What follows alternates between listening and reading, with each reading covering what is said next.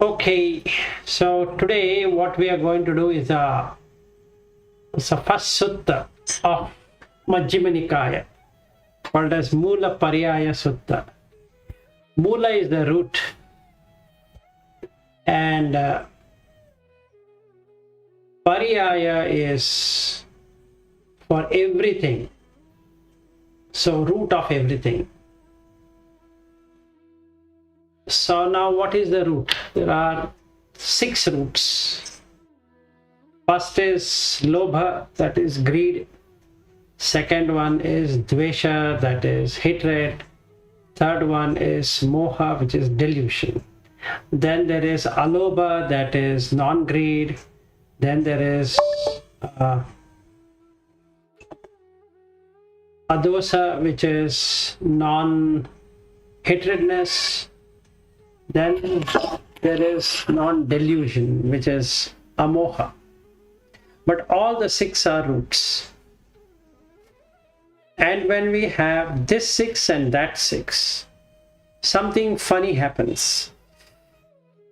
The fun part of this sutta is that there is a normal worldling. How do we know is a normal worldling? So what we can do is that a person who has not known the Buddha or the teaching of the Buddha, if somebody were to ask this question, what do you think you are? He will immediately say, I am a human being. And then if somebody were to ask, is that your face? And he says, yes, it's my face. And if somebody were to be asked, is that your hair? And he would say, yes, absolutely, it's my hair. Are you tall? And he would say, yes, I am extremely tall, if he is tall. Or he will say, I am extremely short, or I am medium sized. I am fair, I am dark, I am black, and I am brown, or I am yellow skin, or I am having big belly or small belly. I am with mustache or without mustache, like that. So when we go and ask somebody, what is you? He would answer in 3 distinct ways. One is that he would say, I am so and so. That means he is going to identify. 2 is that he is going to explain about himself, what he does and all of that. And 3, he attaches himself to the body, majorly. This is a normal worldling, a normal person who doesn't know what is Dhamma. Not the teaching, but the phenomena itself is not understood. So basically, we can see in all the people, at all the times, Raga, Dvesa, Moha is there. It doesn't go. So that's the reason it's a root. So you cannot cut the roots. You have to you can replace the root from this to that and then cut the root completely at Arahat. So the basic aim, if we were to see, is to understand what is this root. That's the first thing about this sutta. And in this sutta, there is another funny thing which happens, is that Buddha explains this whole discourse and talks about everything including Nibbana. And at the end of the discourse, nobody is happy. They are not delighted. This is the only sutta in the 84,000 suttas that the people who heard it were not delighted. They were pained. They were not delighted in Buddha's words. Okay? It's a very funny thing that somebody is not delighted after hearing to the sutta. Normally, sutta should make a person feel very ease at heart. but this is one sutta which made the person become heavy in their hearts. Okay. So let's understand why it became heavy and why nobody liked it, or they did not delight in the sutta, and also what is that happens between a normal person, a sekha in, that is a learner in the shasana, that is the dispensation, is that he can be a sotapanna, he can be a sakadagami, he can be an anagami. All the three are treated as sekha, learner. They are yet to learn, or they are yet to complete these three stages, that is sotapanna, sakadagami, anagami. So it's called as a learner or a apprentice, or easy word is sekha, one who is learning. And then a person is Arahat. That means he has finished his learning. He knows what it is. And then he talks about Tathagata. This is another one nice sutta which gives the difference between an Arahat and a Tathagata. So before we move further, I would like to tell you what is this Tathagata. It is from two words. Tata Agata is Tathagata. Okay, Tata means who has come. Agata is one who has crossed. So, in other words, he's come on this shore and passed to the other shore. Never to return to this shore. So, it's Itta Bhava, Anyatsa Bhava. Itta Bhava means this, Anyatsa Bhava is that. So one who has dropped the Itta Bhava and Anyatsa Bhava becomes Tathagata. Meaning he has found out for himself and he has crossed the journey where he doesn't have to come back to this shore again. So the Arahat has still the defilements, but then the defilements don't come up at all. That means whatever he would have done, it extinguishes there, and hence is completely extinguished. Whereas in the Tathagata, there are no defilements at all. There is nothing at all existing. Meaning the whole parami, the 10 paramis are completely established, and hence there is no residue in the in the Arahat. The residue is there, but it doesn't do anything. Like if you were to look at Angulimala, he killed so many people, but then he became an Arahat. So the defilements are there, the vasanas, that is the impressions, are there, but they don't do anything. So out of the 3 levels of mind or consciousness is that you have an unconscious existence and a subconscious existence and a conscious existence. The conscious existence is what we are really all about. At this point in time, we know our name and place and where we are, what we are doing, and we are habituated to do something or not doing something. And also we have tradition, customs, religion, and language, and all of that is the conscious existence. So the mind resides in conscious existence.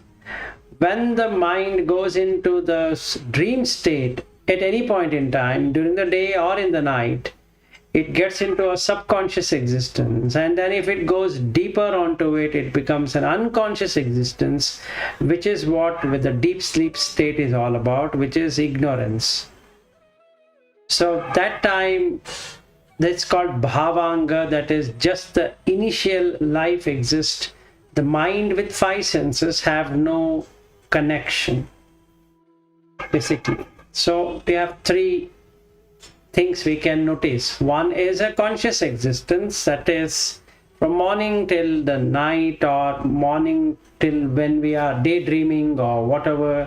Whenever we are not dreaming, then we have a conscious existence. But when we are lost in something, we are in subconscious existence, and we are completely lost, we are in unconscious existence. In all the three existences, we have craving for kama, that is sensual, craving for bhava, to become something, craving for vibhava, that is not to become, not to have that. So this creates the moola, root, and it creates a condition which creates a paticcasamutpada cycle, or the dependent origination to go along with that condition. So depending upon the situation the person is in, he will start identifying something or the other. Okay, so let's say my hairs are gone, it turns white and gray, and then I need to take a color and then apply. So I go for a dyeing of hairs because I don't want to look aged. It looks not good on my face. So that is how Puttujana is all about. Puttujana is split two words. Jhana means person, people. Puttu is one who doesn't know anything. Not that he is not a learned person, or he's not doing a job, or he's not educated or whatever. That is all true, but education has got nothing to do with how he is or how she is. So one way to reflect upon this whole thing is that, do I experience myself all the time? And if yes, if I say that yes, I am experiencing it, then in that case I am a Puttujana. So now what does a Puttujana do? And he gives 24 things to work with. So he says there are 24 things which are Moola, roots. So let's go over the list first, and then we'll come back to each one of them. Okay, so there are 24 in the list. One is Patavi, earth element, which is hardness and softness. Apo, the fluid element, which has flowing and binding. Tejo, the fire element, which has heat and cold. Air, Vayu, is the air element, which has movement and expansion and contraction. Then Bhuta doesn't have a nice English word for it, but we can say Bhuta is one which takes certain shape. Okay, it's Bhuta. It can be trees, plants, animals, birds, insects, ghost, to everything, humans, ghosts, or whatever we can know of are all Bhuta. Okay, then Deva is the gods. Then comes Prajapati. This is from the Vedas. So the reason why many people in the end didn't like this is because Buddha brings in the Prajapati. Prajapati is Praja in Sanskrit and Pali means people. Pati means one who rules. So in the Hindu tradition or in the Vedic tradition, there is an understanding that there is somebody called as Prajapati. And his job is to overlook at all the people. Okay. Then comes Brahma. Now these two, that is the Prajapati and the Brahma, are the gods identified in the Vedas. And at that point in time, Buddha wanted to bring that out also, saying that this is also one of the roots. of everything. So he brought in Prajapati along with the 4 elements. So Patavi, Apo, Vayu, Tejo, 4 elements. Then Bhuta. Then you have Deva. So 4 plus 2, 6 of them. Then 2 of the Hindu deities, or the prayers what we have in Hindu mythology, or in the Hindu tradition, or in the Upanishadic, or in the Vedic tradition. 2 of them, Prajapati and Brahma. Then in the Buddhas, not in the Upanishad or in the Vedas, but in the Buddha's way of looking at it, there are the Buddha Brahmas, which are Abhasara, that is the god of streaming radiance, Subhakhina, which is the god or the person with extreme glory, he shines. Vehaphala, the person who has abundance fruits. Abhibhu is a person who overlooking everything that is happening. These 4 are the Brahmas, or the Brahma level, apart from the great Brahma or the Mahabrahma. In the Hindu or in the Upanishadic or the Vedic, these other 4 represents the Brahma realms of existence. And then he comes into the Akashananchayatana, which is infinite space, Vinyananchayatana, which is infinite consciousness, Akinchanyayatana, which is nothingness, the dimension of nothingness, Nevasanya Nesnasanyayatana, which is neither perception and not perception.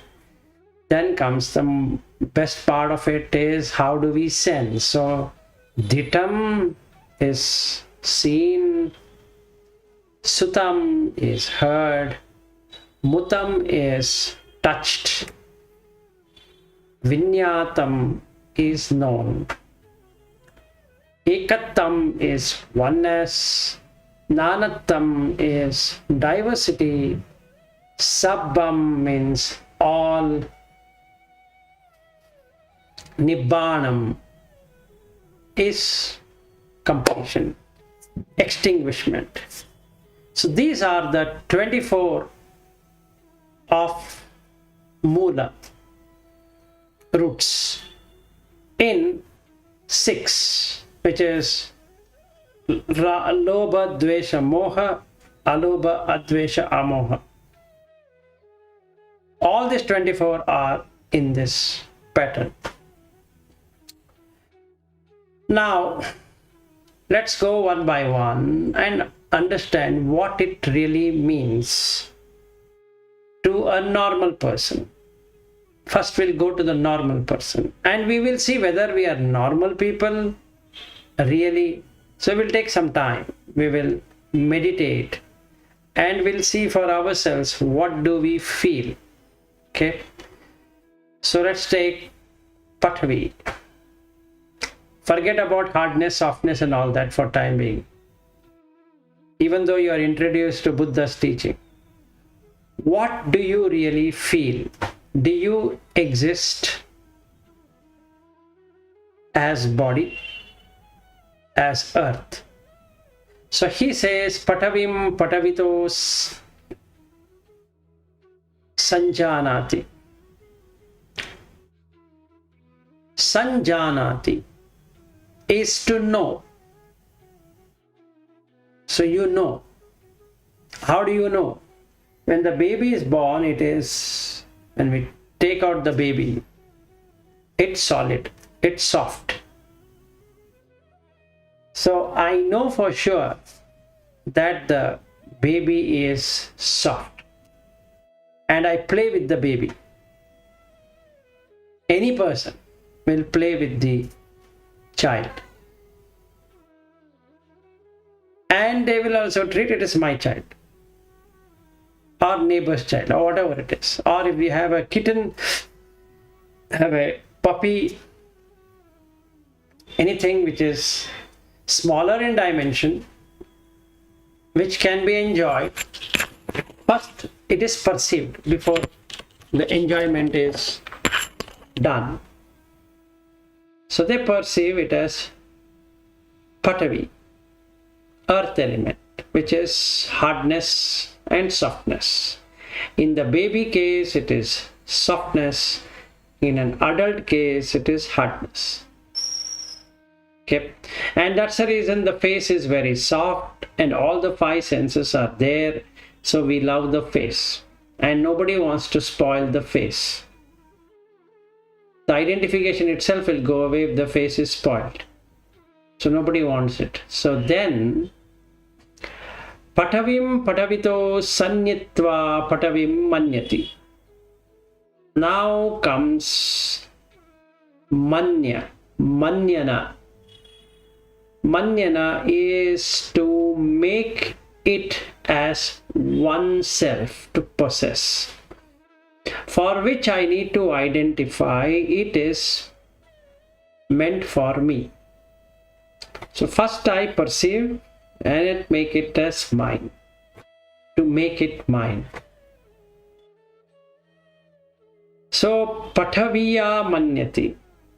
So first the person will perceive that this is earth. Then having perceived that I am in this earth, or I am part of this earth, I am from the earth, and the earth is mine. Similarly, what is earth? He has no idea. But he knows that it is earth what he has.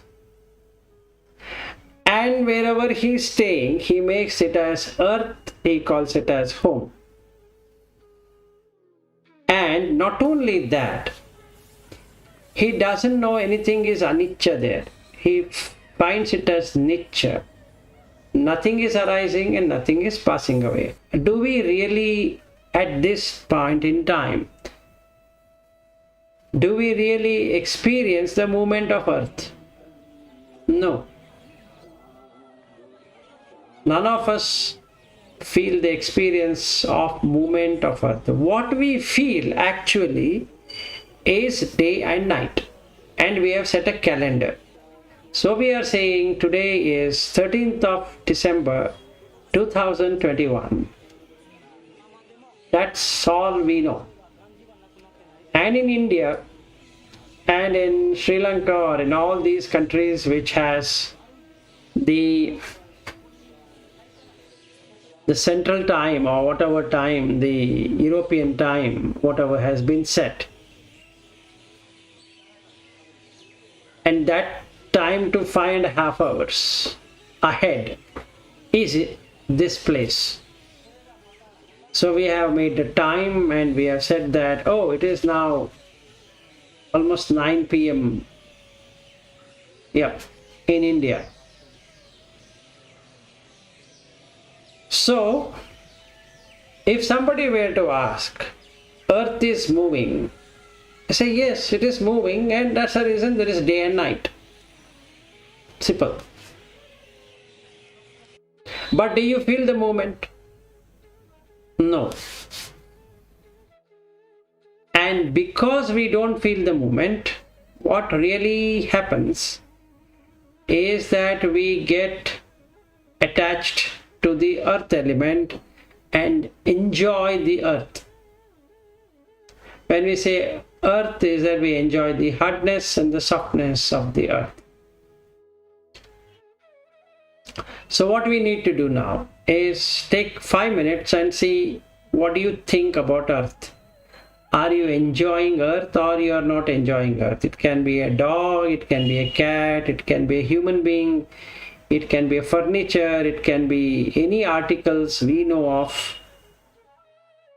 Everything is in solid, so we would be enjoying it, including worrying about the hairs which are going away, worrying about the skin which is falling, worrying about the aged look of the body, all that is coming under this one about earth.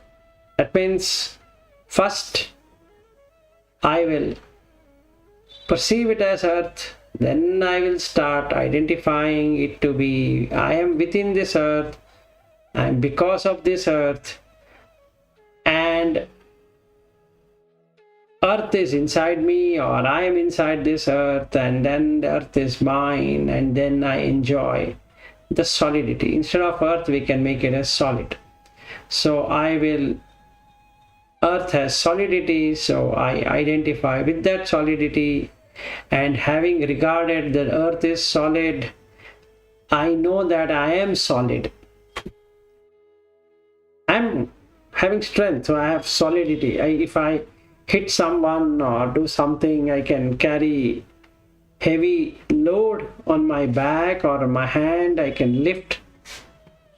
So I have all of that, and this solidity is mine. I am a very solid being, and I enjoy being solid. So let's contemplate on that and come back in 5 minutes, and then we will take Apo.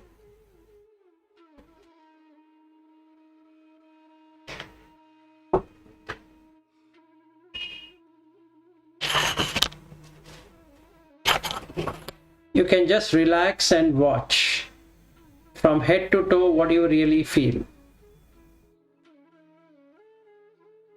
Do you really feel yourself to be the solidity? You don't have to close your eyes as well, so you can just watch from head to toe. What is that you're feeling?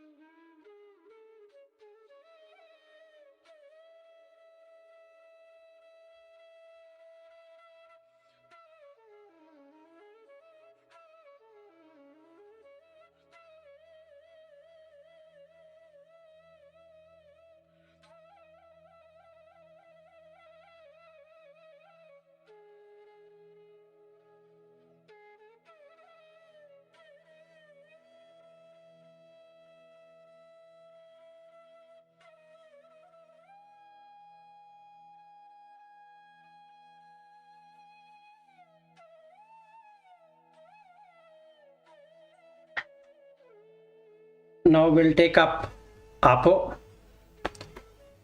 Apo means fluid. So now, as a Puttujana, I don't know what fluid consists of. Only thing I know is that anything that is flowing, I believe it is something I've come up with. So I pray to the God that He's given me water to drink and this and that. Then I find myself that this is water, I perceive it, or this is fluid, and because there is fluidity, I feel that this is supposed to be mine, because I've come from water. So I can really see that when I was in the womb, there's a lot of water, so we can see a lot of videos how the baby comes out or any being comes out. So there is water.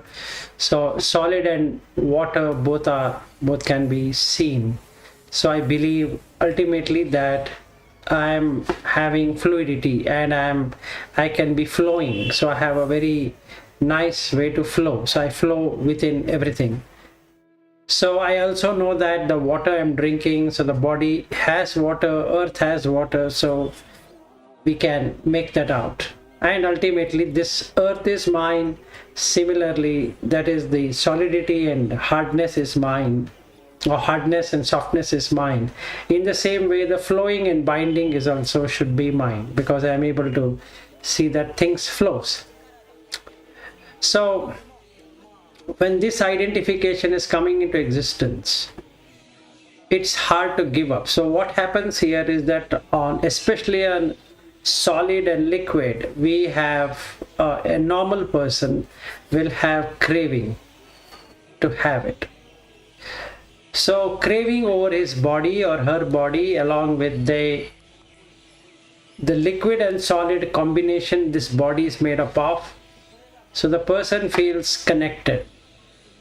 So when he or she feels connected, then the lobha, greed, comes. So I would like to possess whatever that is hard and soft and liquid. So we have in our kitty, if we see, there are a lot of products which are hard and soft and liquid. So we have juices, we have sodas, we have so many things.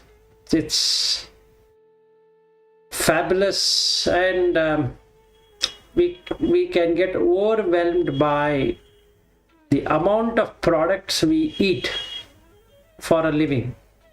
So if we go to a supermarket or to a grocery store or anywhere, we can find so many different articles in front of us.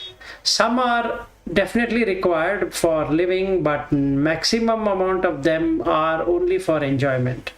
So ultimate aim is to enjoy the hardness and softness and liquidity. Now there are two subtle things here. One is the heat and cold, which generally we like.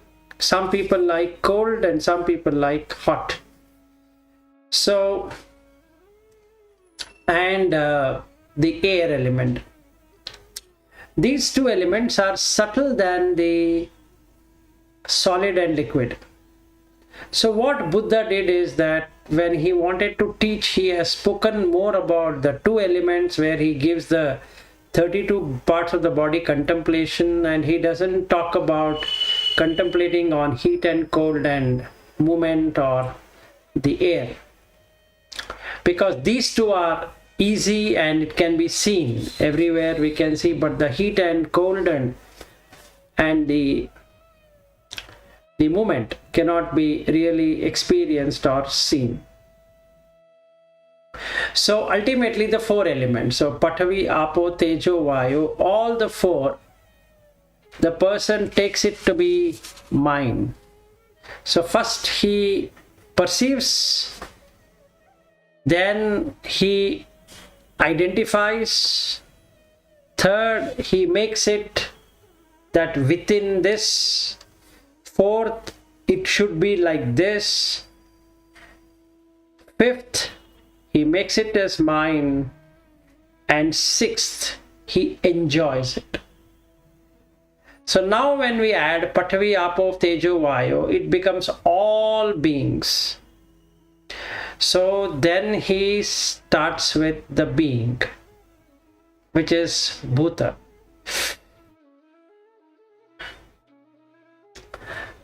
So when it comes to Bhuta, same thing happens, that everybody identifies every given being, and he or she feels that, oh, this being is a dog, that being is a cat, and that being is an ant, this being is an elephant. So the perceiving identification should be like this, and this dog is mine, this cat is mine, and this person is my wife, so she is mine, or this person is my husband, he is mine, these are my children, they are mine, like that it takes shape. So when that comes, then there should be some creator God. Before the creator God, there should be some gods who will give us whatever we ask. So there are a lot of traditions we have created, and those tradition ensures that we can go and ask the God, and that God will give whatever we want. So there are a lot of gods. So for gods, we need to have a perception that there is a God, and we need to know that so and so God is the one for me, and I have come into existence because of that God. I should become like that God, and this God is mine, so I enjoy the God. And if there is God and these four elements, and along with the Bhuta, then somebody should have created it, or somebody should have done something about it. So there is Prajapati. So when this Prajapati comes into existence, one can see that there is some creator. So when I see there is a creator, I feel very happy that the creator is taking care of me. Otherwise, I was worried that who brought me here. Okay, so now it makes me feel very comfortable. So if there is a creator, then there should be a Brahma also. So then I will identify with Brahma, that Brahma is the ultimate existence for me, so I can go and meet him. I should become like Brahma. Then if there are Brahma is there, then there are different Brahma realms of existence. So I need to go into each one of these existence, which is Abhassara, which means streaming radiance, and then the Subhakhina, the Brahma filled with glory. Then Vehaphala is the person or the Brahma with abundant fruit, and then Abhibhu, who supervises everything. So now I have four of these Brahmas, one Prajapati and one Brahma. So we have 6 of these, which gives us a tremendous amount of craving to be there, because if I practice very well whatever the Dhamma, then at least I can skip the human realm of existence and become that Deva or that Brahma or that Prajapati or these 4 streaming radiant Brahmas. So from Pathavi we start and we end up getting into the Abhibhu. So this ends the first stage of making oneself and trying to work towards that. Okay, so now where is human? he doesn't talk about Manusya here. He starts with Bhuta and Deva and all that. The Manusya and all the other is within the Bhuta. Okay, so the maximum we can think about right now is that I am this, I am the Bhuta, then I would like to become the Deva, or I would like to become the Prajapati or the Brahma or the 4 of the Brahma realms.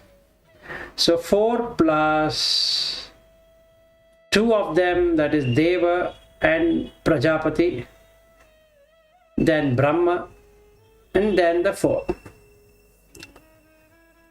This information is already there with us. So in every religion, if we see, the aspect is to going to heaven, and every religion promises going to heaven. It doesn't matter which religion it is. There is a promise of going to heaven. The reason why there is a promise of going to heaven is that there is something called as heaven. Otherwise, there wouldn't have been a promise to go to heaven. And there are whatever kind of heavens, but there is heaven. That's for sure.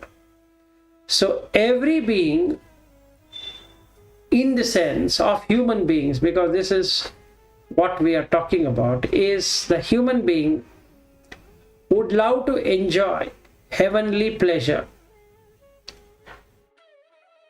So the Raga Dvesha Moha or the Lobha Dvesha Moha is very well rooted, that I will do something enough to go to heaven, and I will make that as mine. So when I read stories, when I read scriptures, when I read anything that is being displayed, and it shows me a very cool, nice, enjoyable life, like we can say some places on earth, we're calling as heaven on earth. Simple. So let's say it has a lot of mountains and rivers and valleys and streams and nice sunshine and ice and snow and whatever. We can go for a trekking or mountaineering or whatever we want to do there, and it's a very enjoyable place. Enjoyable in the sense that it should be mine. Then it is enjoyable. So first I read that this place is enjoyable, then I go there. So to do that, I need to have the Lobha and Moha should be there. The delusion is that it's an enjoyable place. The greed is that I've enjoyed this, now I want to enjoy that. So this is the root of this many of the things what we saw. So once we have seen this, we can go down, is on the 4 states of Jhana, which makes the person gets attached to Rupa Loka and Arupa Loka. Okay, now he comes into Arupa. So the first Arupa is infinite space. Now once the person gets into an infinite space, there is no contact with his body. I will give an example how this infinite space happens, which is not exactly, but we can perceive. When we are concentrating on something and we lose our touch with the body, if mosquito is biting or something is happening, we don't know. Like I'm writing something, or I'm reading something, or I'm watching something, or I'm painting something, I'm drawing, or I might be designing something, or I might be dreaming. In any one of these forms, if we take, then what we feel is, we feel out of touch of the body. So when there is no touch of the body, basically it takes us to an infinite space kind of experience. But the actual infinite space happens when you get rid of the body and any of the solidity around it. Meaning to say that if you were to watch and do this right now, is that you're sitting on the chair or on wherever you're sitting, just observe where this chair is touching. The chair is touching to the floor, and the floor is touching to the, if you are on the ground floor, or it's touching to the ground, and the ground is touching to the earth, and the earth is touching where? The earth is touching to the space. There is nothing other than space. So if you were to let go of the chair and the floor and all of that, and just concentrate on that, you get into an infinite space experience. Now, when you get into infinite space experience, you get a perception of infinite space. And when you get the perception of infinite space, then you recognize and you identify this is infinite space. And then you know this is how you entered into infinite space. And this experience, what I'm having, is inside infinite space. And this is mine because I am experiencing it and I'm feeling very happy about it. Okay, so for today we'll end here, because the next one you should at least have some experience on infinite consciousness, nothingness, neither perception and non-perception. Let me think it over on how to practically make this possible when we meet up on Wednesday. Because these 4 Arupa jhanas we should have done, and then it becomes an interesting thing to see that how that becomes as mine. Ultimately, I want to enjoy the infinite consciousness and nothingness. What is nothingness and what is there within nothingness? And then I feel, yes, I've experienced nothingness. So that I should feel. And then the last one, which is very subtle experience, is the neither perception nor non-perception. And all of these 4 Arupa jhanas are part of the root. So between today and Wednesday, if you can meditate or if you can watch your body and see what you really feel about it, not about the Buddha teaching, what you really feel. If you apply the Buddha teaching, then you are in Sekka, but what a normal person would do. So you look from a normal person's perspective and you look from what you have learned from the Buddha teaching and see how you are able to see it. If you were a normal person, what you would have seen, and if you are looking at from Buddha teaching, what you are seeing. So when you look into both of them, you will come to know how these 2 things work. So first 4, Patavi, Apo, Tejo, Vayo, that you practice. Then you look at, you see that there is something called as Bhuta. There is some being. So we call that being. So I am a human being, I am called by so and so name. You all are human being called by each names. Then we have dog and cat and rat and all of that. And we are able to identify. And then basically it has a body. And there are beings at present, let us say if somebody is pregnant, or if the cat is pregnant, or a dog is pregnant, and a human being is pregnant, it is not in this shape, it is in some other shape. So you can observe all of that and get into understanding the Bhuta.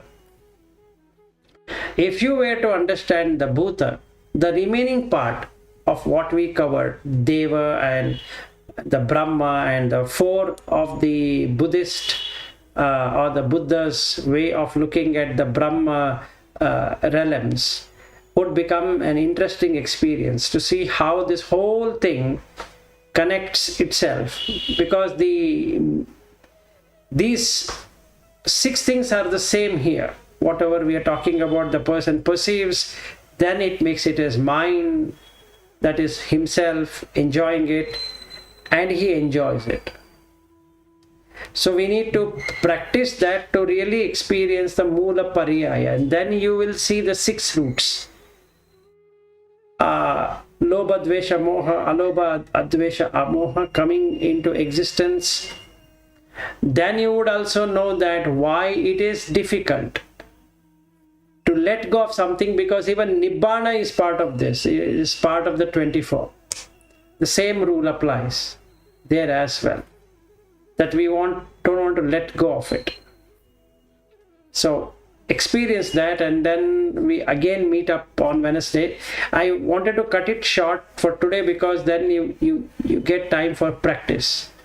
Because this Mūlapariyāyasutta is very important to see at what stage we are in. This is like a test.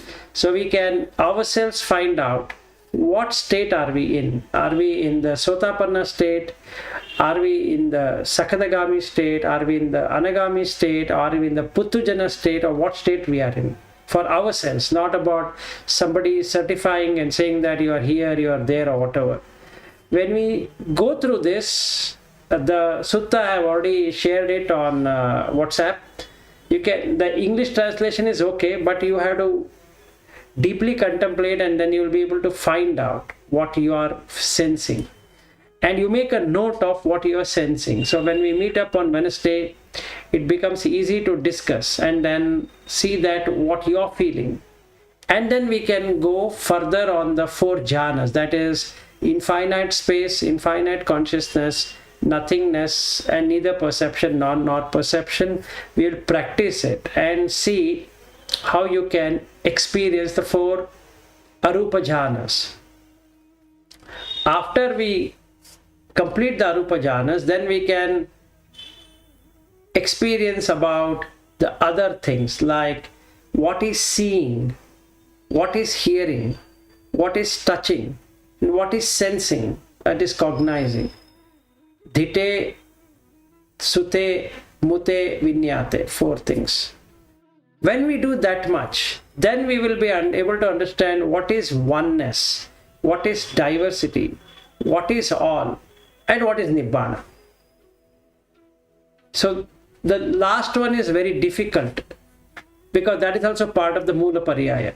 So we have to experience all of these 23 in the right way to understand why that 24th also cannot be left, and how Buddha explains for a sekkha, for a person who is in training as a Sotapanna, Sakadagami, Anagami, what he would be feeling, and what an Arahat would be feeling when he comes to this stage, and what a Tathagata would be doing when he is in that. So let us end for now and practice and come back. Any questions? Yeah, you're on mute, Richard. I had muted you. Now, yes, I think I'm not really interested in the Arupa jhanas. Okay. Because because my opinion is that's what Buddha was learning by Arahat,